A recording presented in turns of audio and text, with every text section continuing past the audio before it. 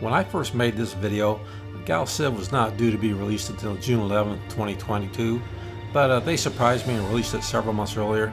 Anyway, I'm going to release the video anyway because between the beta version and the release version, there's not a whole lot of difference. So I think most of the comparisons still stand. So with that, enjoy the video. Even though Galactic Civilization 4 is still on beta version 0.92 to be exact, I thought it'd be fun to compare what it is now as compared to Gal Civ 3, see what's changed, what's been added, possibly what's been taken out. But I thought it'd be a fun look, although we have to remember that this is a beta version and it'll probably change. I always like to start with the game setup for a game when I'm comparing it. So I'm starting with the game setup screen here, and then Gal Civ 3 you have 25 civilizations to choose from. As usual, I'll start with the Terrans. You can also get the civilization builder, so you can change the race's characteristics, and you can change things like how productive they are and how adaptable they are. So you've got traits, abilities. You can change the ship style here, also the personality of your species. Expansionist, cruel. You can also change how your fleets look.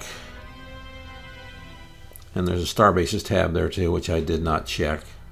My bad. And once you're done with all that, you can go next, and then you can change the galaxy settings. The first setting is galaxy size. You can go anywhere from tiny to ludicrous. Probably medium is the best setting to start out with. That's where I'm going to leave it. You can also set the galaxy type. You go loose, tight, scattered. So there's various settings there you can set. The next one's a galaxy difficulty. You can go anywhere from beginner to godlike, and that'll reset the AI difficulty for you. Also, up in the upper right hand corner, it can give you the recommended CPU cores and the memory you need, max players for this game, all kinds of good stuff up there. Next is galaxy options. And I'm not going to read all of these. I'm going to speed this up a little bit. But you can set the star frequency, planet frequency, extreme planet frequency, things like resources for precursor relic frequency, and anomalies like anomaly frequency, how often they occur. And all these go from random and none to all the way up to abundant. Next are the victory options. You have 6 here. They are Conquest, Turtle Limit, Alliance, just to name a few. Next is the game settings. You can set things like game pacing from very slow to very fast. You can also set things like galactic events and mega events from none to abundant. There's also some event settings like disabling tech trading or no fog of war in the territory. Last but not least is the opponents you'll face. You can set their intelligence or the difficulty from beginner to random to godlike. You can even add random opponents. And then you start the game. And now let's take a look at the Gal Civ 4 game setup. And the same as Gal Civ 3, it opens up with picking your civilization, who you want to leave. And I have to admit, the graphics on this are really fantastic as you go through these.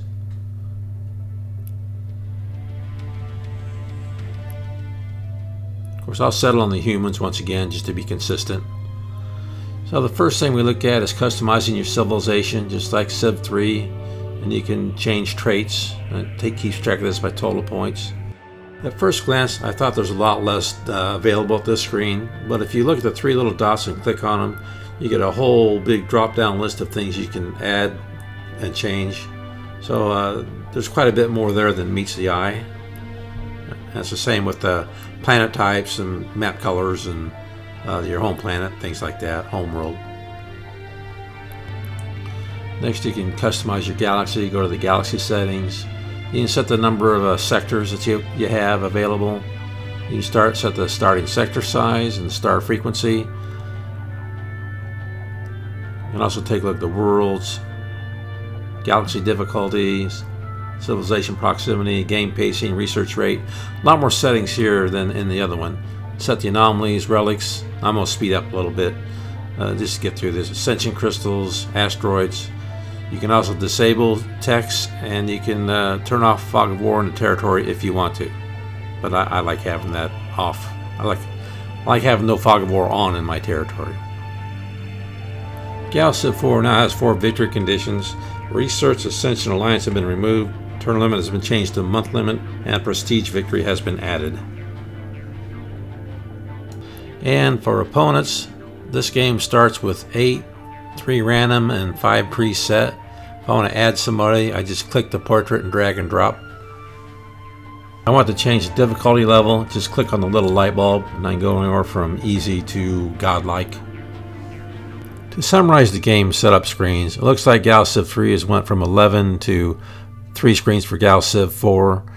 They've put a lot more on each screen, so overall I think this is a much easier way to set up the game than what Gal Civ 3 was. Once you're done selecting your opponents, you just click Start Game, and you are starting your first game. You're off to the races. I usually like to take a look at the economic systems in the games when I compare them. And as far as I'm concerned, Gal Civ 3 only has 2. That's the net weekly income and the food for your pops. I don't know if you consider pops a economic system or not, but they are needed for taxes. It also has administration capacity, and this is what limits your constructors, colony ships, and survey ships. The more administrators you have, the more of those you can build. It also gives you a breakdown of your available legions, who's available to fight, who's killed in action. You also have strategic resources like Illyrium and Durantium, various others, and also gives you a breakdown of manufacturing relics you're looking at and research relics you're studying. Gal Civ 4, on the other hand, has what I would consider 3 economic systems. It's still got the monthly income, and it's still got food income, but they've also added control, which is your ability to force media effects such as protest suppression, etc., etc. So that gives the game a little more complexity and variety, a little more strategy to it. It also has the strategic resources shown at the top and any crystals or relics you're researching. I also like to see how technology and research work. Here in Gal Civ 3, you get a lot of options, plenty of options here to choose from. You can also filter them by things that improve your colonies or that help you mine, things like that.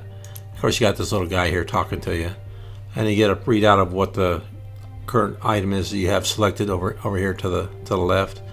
And if you want to look at the tech tree, you just got to click on the tech tree, and it's pretty well organized, really. You can look at colonization and look at go all the way across, look at everything. Same thing with engineering, same thing with warfare, and same thing with governance. So there's really four things. You can only research one thing at a time, contrary to other games where you don't do 2 or 3 things at a time. Now I need to keep reminding myself that this is a beta version of the game, because I'm not real crazy about the way the research is set up here. I can click here, and it only gives you, this is probably always going to be this way. You get 5 to choose from. You can focus on something if you want to, like focus on engineering. It causes the research to take a little longer, but you can get more items, focusing on what you want to do. You can go to the tech navigator, and here's where I struggle, because it's not really laid out. I mean, this seems to be laid out well, but I don't see how to switch from that to like the other categories. It just doesn't do that. So I don't know if that's I think it's a bug. I don't know, but this is a beta version, so I'll let this go for now and not dive too deeply. I think it looks really great overall. It just needs a little more polishing. So I can also focus on something in particular if I want to. It increases research time by 10%. But clicking on something, warfare or governance, I can bring up different options that more focus on that. So that's pretty cool. That's something different from Gal Civ 3. Something that's new is a tech library. So you can look all this neat stuff up just by clicking on it. It tells you what's required, what it unlocks, what it leads to. So that's pretty cool. I like that. That's definitely better. Ship movement is identical in Gal Civ 3 and Gal Civ 4. Just select your ships and right click on where you want them to go. The results of a survey ship are displayed a little differently. This is what you get in Gal Civ III. In Gal Civ IV, if you run into a guarded anomaly, you get the chance to back out, just like you do in Gal Civ III. You can still research artifacts, just like you do in Gal Civ III. Over here on the left is some survey results from a previous scan I did. These take a little longer in Gal Civ IV, but they're still very effective and useful. Another big change between the two games is ideology. In Gal Civ III, you get 3: benevolent, pragmatic, and malevolent. And for each one of them, you've got like 4 tiers with 5 options across each one. So ideology in Civilization 4 has been greatly expanded. Instead of the 3 you get in Civilization 3, you get 7 in this game. And each one of those has 2 versions, like compassion has compassion and pragmatism. Liberty will give you authority and liberty. So it's pretty cool. Pretty cool. It's added a lot more versatility to the game. And each one of these seems to have 1, 2, 3, 4, 5, 6, about 8 options. And they still grant their bonuses and stuff like that. Both games still have the bazaar, but they work a little bit differently. In Gal Civ 3, you have to discover it. Once discovered, you get an incoming message from the bazaar guy, I guess I'd say. And he offers you, you can see what he's got. And when you go in there, you can get all kinds of neat ships to help you out. To get the Galactic Bazaar in Galactic Civilizations 4, you need to have a Minister of Finance. And you get the Minister of Finance through research. You get a Minister of Finance through the Governance branch. You have to go from there to Hyperwave Radio, to Leadership Recruiting, which opens up these ministry jobs, and Ministry of Finance is among those. Just the problem is these are random. They appear randomly, so you might not get it right away. You might have to wait. But once you've gotten that, you can assign somebody to the Ministry of Finance position. Once that's unlocked, you would go to the Leaders menu, and you will have these options up here. Ministers is the one you look at, and then you would just drag and drop somebody into the Minister of Finance slot. And then, lo and behold, the Galactic Bazaar is available. And once again, this is a beta version, so I'm not going to compare it to Gal Civ 3 because this doesn't have the neat little bazaar guy. It just offers you some raw materials for sale. So this may or may not be the way it is in the final version of the game, but this is the way it is right now in the beta version. That's enough comparisons. I think I'll try to focus on the things that have been added to this game or changed significantly. Something that's significantly different or changed in Gal Civ 4 is leaders. I don't see citizens appearing in the game anymore. So the recruitment tab, you can hire them.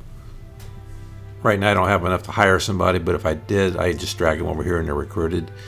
And I have a ministers tab that I could drag them to, and here's my Minister of Exploration. Here's how I got my Bazaar, Minister of Finance. You can assign governors, diplomats, commanders, and factions. I'm not exactly sure where the factions tab is yet. I haven't played it enough to be positive, but that's something new to this game as well as factions. I don't believe we had that in Civilization 3. Something else that's new is policies. So you can drag and drop these when they're unlocked, and they give you different options for like free trade, genetic manipulation, things like that. So a little more variety there. That's something that I did not see in Gal Civ 3. One other thing that I see new here is executive orders. Here you can invite leaders to come. That kind of reminds me of Crusader Kings 3. Control cost and a credits cost. So you use control for these. This gives you a little less approval, but you can force people into colony ships. So another nice addition, making the game a little more interesting. I'm sure that's not all the additions to the game, but these are the ones that I see that are most significant. Of course, this wouldn't be a complete look without taking a look at combat in Civ 3 and Civ 4. Here's a typical combat scene in Civ 3. It was 2 against 1, so it looks like it did fairly well, considering the odds.